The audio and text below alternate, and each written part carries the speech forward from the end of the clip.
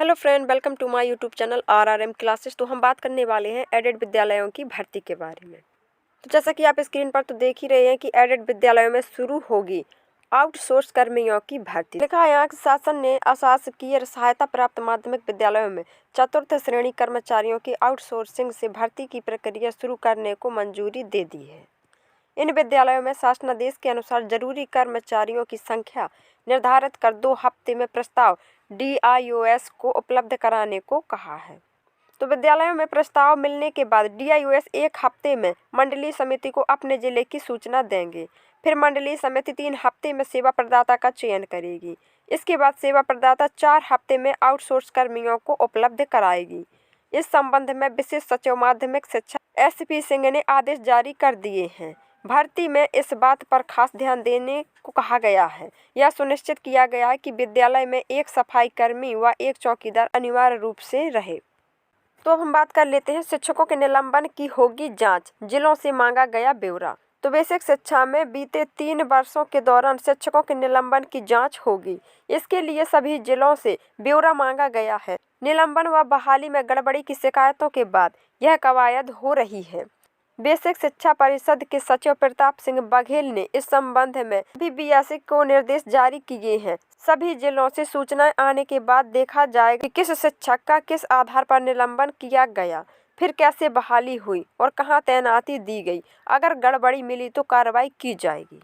तो अब हम बात कर लेते हैं नई शिक्षक भर्ती के बारे में। तो लिखा है यहाँ की शिक्षक नियुक्ति में देरी पर सुप्रीम कोर्ट खफा और पूछा, क्या हमें चलानी है सरकार। सुप्रीम कोर्ट ने उत्तर प्रदेश में विशेष शिक्षकों की कमी पर नाराजगी जताते हुए कहा कि प्रदेश सरकार इसे लेकर सोई हुई है। शीर्ष अदालत ने पूछा, क्या सरकार हमें चलानी है। यहाँ तक कि जब मामला सुप्रीम कोर्ट के समक्ष लंबित है तब भी आप परेशान नहीं होते हैं।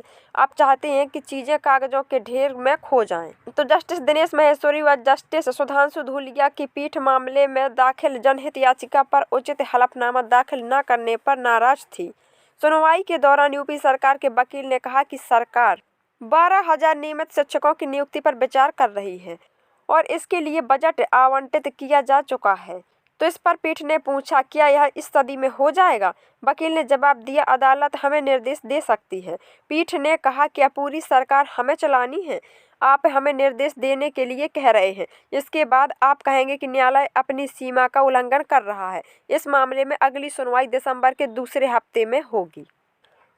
तो यहाँ पर कोर्ट ने कहा है कि नियमित नियुक्तियाँ नहीं की जाती, यही समस्या है। आप खड़े होते हैं, बैठते हैं या सोते हैं, हम जानना नहीं चाहते, आप इसे करें। ये इस तरह के मामले हैं जहाँ आपको अति संवेदनशीलता दिखानी चाहिए।